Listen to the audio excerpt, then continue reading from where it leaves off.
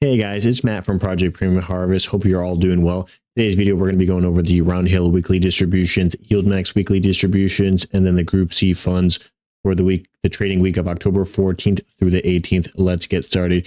You guys know me. The first thing I usually like to go over is my account value. Today, it's currently standing at $101,029.58.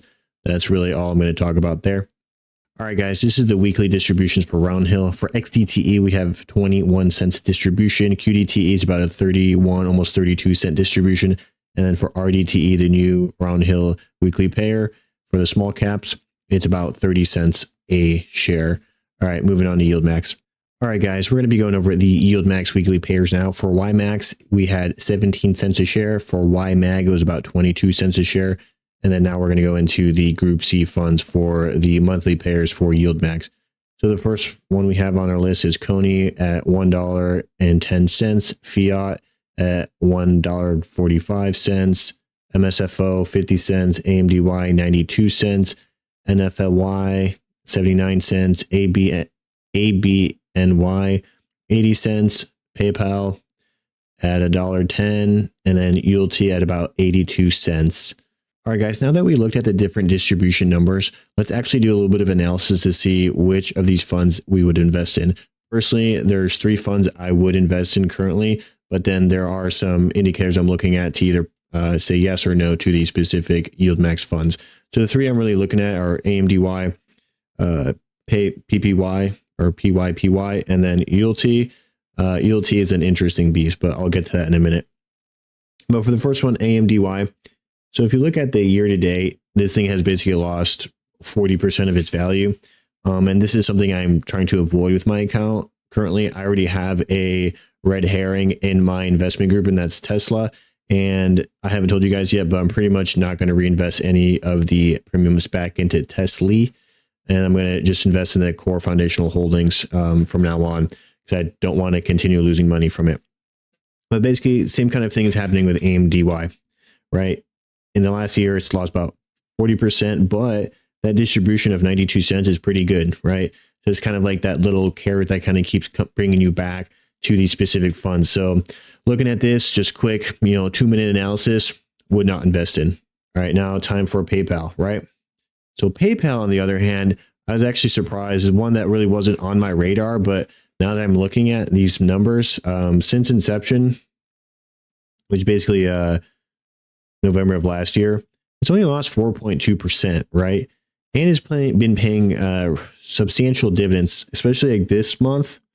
It paid $1.10, or it's going to pay $1.10.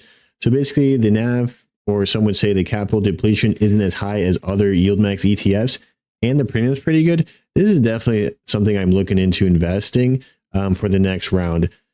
This would be the perfect fund for me to buy in Group C. NAV erosion isn't too bad, decent payer. I have a fund, one for each of the distribution weeks for YieldMax for the groups. That makes sense. So PayPal is definitely on that list. So I might actually buy some. We'll see, more to follow. We'll see how it plays out. And then YieldT, absolutely again slaughtered this year. Supposedly they changed their perspective today, October 16th, so that the prospectus can hold more value inside of that ETF. I basically was talking trash about YieldT because it can't hold its NAV. And there's a lot of you out there that are super optimistic about YieldT, right? But for me, I don't invest in hope, right? Like I said, Tesla is already kind of my red herring, and I'm going to try to avoid finding myself in a similar situation. They didn't lose too much money yet. Technically, I haven't sold, so I haven't lost. But I am definitely more aware of these NAV erosions, and I don't invest in hope. The prospectus could have been changed, but end of the day, if these numbers are still bad and the NAV is depleting, just not going to invest in it. I will continue doing profit hit and runs on it if it's right and the timing is right, but like long-term hold, not necessarily. All right, so now that I got some of those YieldMax share or funds out of the way, now I want to talk about the Roundhill and the YieldMax weekly pairs. All right, looking at the ymax weekly pair for the last week, the share basically lost about 0.28% of its value. And with that 17 cent distribution, not necessarily terrible investment. I don't really have anything significant to say about this, but technically it did lose some of its NAV and the distribution wasn't too great. Let's look at the 1 year marker. And the 1 year marker is not too great either. So just kind of looking at a quick analysis of this fund just from the week doesn't really tell the whole story. But if you look at the year-long picture and then since inception, this fund is something I'm definitely not looking to invest in anytime soon. All right, moving on to YMAG. All right. So for YMAG, if we look at the last 5 days, it lost about 1.77%, if you can see here. And with that distribution, YMAG paid out or is going to pay about 22 cents a share. So same kind of thing with YMax. I don't like how there is NAV erosion or capital depletion, as some would say, and the distribution isn't too great. So this is kind of like, just from initially looking at this specific week, not really a fan, but now let's look at the long-term picture. Long-term, 6% down isn't necessarily terrible either, because if you multiply, 22 cents times 4, because there's 4 weeks in a month, it's about 80 cents per month. And that's pretty good, I'm going to say. So you're going to expect some sort of NAV erosion. Yeah, YMAG, not as bad as YMax. So just from looking at these charts, I'd prefer YMAG. Well, let's look at some of the round hill funds real quick. All right, so for these round hill funds, for qdte, the actual share price is down 0.7%, but the distribution is pretty high, about, almost 32 cents a share, which is almost kind of offsets this loss for the week. So I'm pretty happy with that. But let's look at the year. So the year is only down 7.41%. So kind of like, if you look at holistically, qdte between its distribution per week and how much it's lost so far, this actually isn't too bad of a fund to invest in, right? But now let's get into the one I'm actually invested in, xdte. So this is what I'm looking for, right?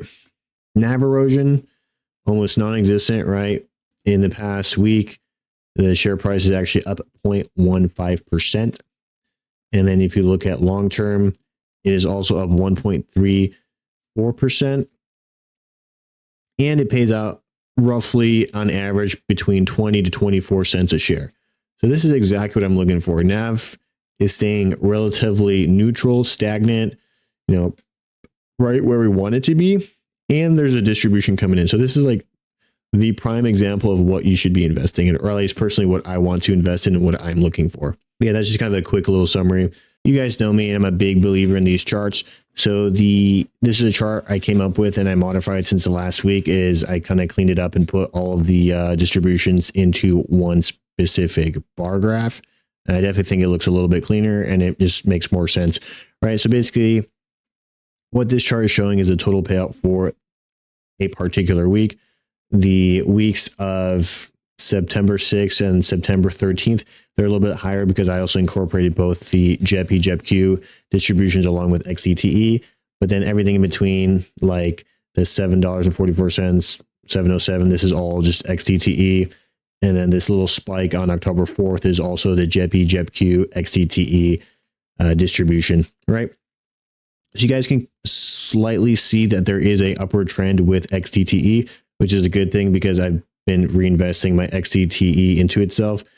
Since this project started, just the distributions itself, I was able to buy one share. Woo, I know, big deal. But this number seems a little bit low right now, but I will be increasing my position in xdte, currently about $1,400 right now that I have in cash that I'm waiting to deploy. However, I do think xdte is a little overpriced right now.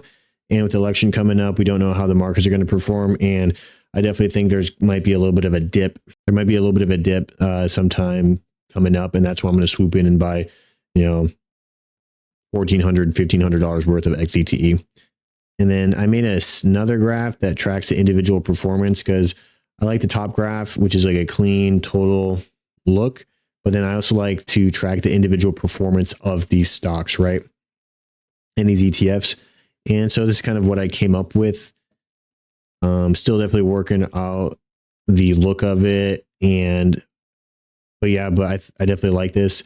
It's easy to track the individual performance of these shares.